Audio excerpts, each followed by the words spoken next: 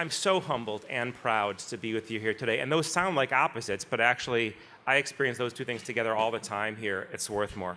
I'm so humbled just to actually be able to come to work at a place where, first of all, I have brilliant world-class colleagues with whom I get to collaborate in the ways that Cara just described. Brilliant students who push all of us every day. Wonderful community partners who not only work alongside us, but often are leading out in front of us. Doing that kind of work and also being able to come to work every day and do the two pursuits that I love most, which is to say deep intellectual inquiry and working towards social impact.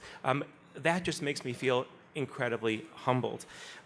Deep intellectual impact and social impact, they come together in something that the Lang Center calls engaged scholarship.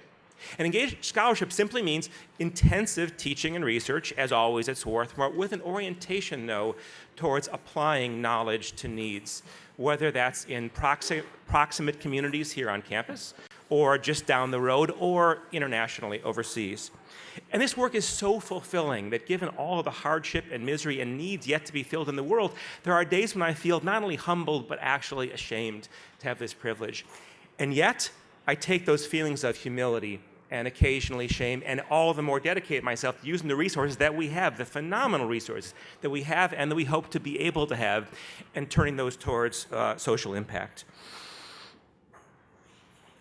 And being part of an organization, the people here, I would go to war with these folks. Luckily, I get to go to peace with them, not go to war. But being part of an organization that values those things together, that makes me feel proud. Proud every day, both proud and humbled. I want to mention just 3 different initiatives. I could go on and on. They said 3 minutes. I can't do anything in 3 minutes. So I'm going to try to keep it to that. But I'm going to mention just 3 things so briefly. And we've got pictures on the websites. We've got students you can talk to. We've got faculty and staff you can talk to. I'm just going to mention 3 initiatives that have me so jazzed, so humbled, as well as proud to be part of this initiative. The first one involves sustainability. And it's the President's Sustainability Research Fellowship, or PSERF program. This is a program that Aurora Winslade and I, so she's the Director of Sustainability, the first time we met, hour-long conversation, hatched this idea because she had done something kind of like that at a previous institution, and then when Betsy Bolton met with us, life was breathed into it within the span of an hour. And it was all put together then this year. And Betsy and Aurora Winslade, Betsy in Environmental Studies, Aurora in Sustainability, co-taught this year-long course for credit. The 10 to 12 students in this program not only took the year-long course, but also had a year-long paid internship with our brilliant staff members. And they could learn then from the staff's expertise, whether it was in Crum Wood stewardship, whether it's in reducing our environmental footprint, implementing the carbon charge, many other things that actually went beyond our wildest dreams. We also had faculty mentors working with the students to connect their paid work with their for-credit work as well. It's the kind of model that could be used across the board. It could be used with diversity and inclusion, a year-long course as well, along with student-paid internships. We love that model, love what sustainability is doing. Now, the Lang Center supports that, but sustainability and the PSERF program need much more support than just that. Sustainability probably has more energy and excitement behind it on the side of faculty, staff, students, and alumni than any other issue I have seen, and for good reason, because, as Val was saying, now more than ever. So that's one area in which I'm proud and humbled to be part of raising awareness and funds for. A second one, real briefly, is simply our summer social impact experiences. The Lang Center has been proud to administer a series of funds that we don't own. They're called the Swarthmore Foundation. They are the largest of our wonderful alumni like you here who have given money for student summer experiences. And for a long time, we could fund all of them because it was a well-kept secret. Students who worked with the Lang Center would apply for them and they'd always get their funding. This year, we decided we're going to increase our efficacy, we're going to increase our equity and our access by making these resources known to way more people. And what's more, we're going to pair them with engaged scholarship. We're going to invite faculty members who are doing engaged scholarship to work with students who will be paid to do phenomenal experiences that'll help them with social impact in the world. Just one example, Sion Banot, a dynamo in the economics department, does behavioral economics. He took 2 students last summer, also this summer, to the Basara Center in Kenya, where they are doing on-the-ground research with community leaders, as well as experts from Princeton and Swarthmore, to help community members achieve their own ends more efficaciously. He's also working with students in Mumbai.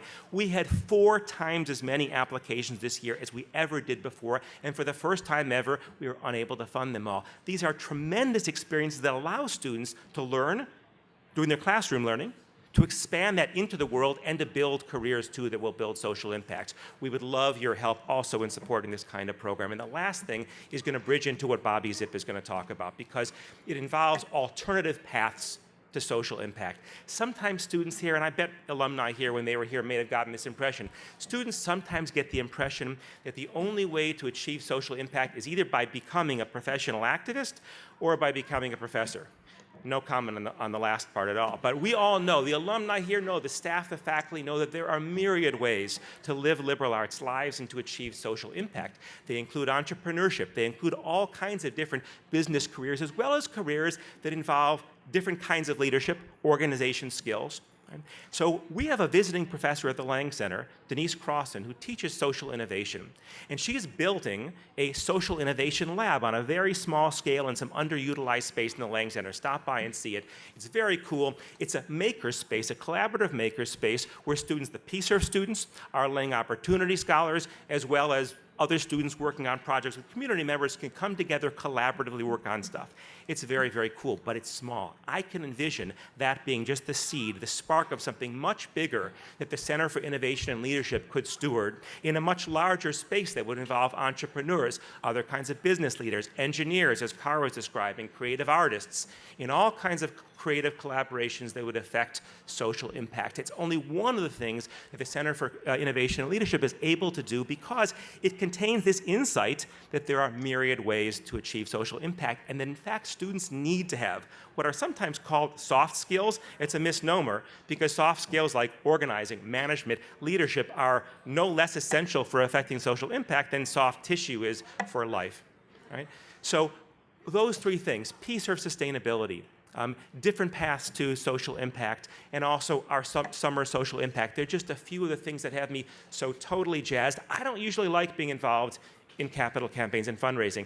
I was in the orchestra all throughout high school and college. We had to sell grapefruits and oranges door to door. I hated it because I didn't believe in the product. I didn't particularly like the citrus. It was expensive, and I felt people were just saying yes because they knew my parents.